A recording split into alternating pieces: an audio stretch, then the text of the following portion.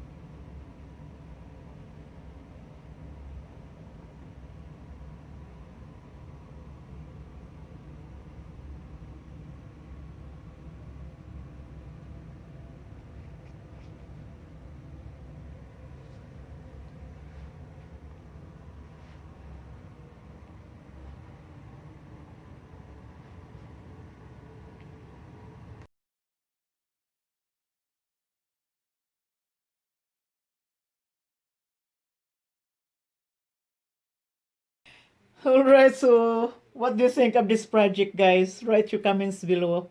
I would love to hear from you. So actually, this is my ladder planter project, and I did not stain the wood because I could, but I just want that natural look. And besides, it matches my wall. So I just leave it with this. I probably spray with polish spray just to give extra protection, just in case if I water my plants and it spill on the wood, so to protect the wood.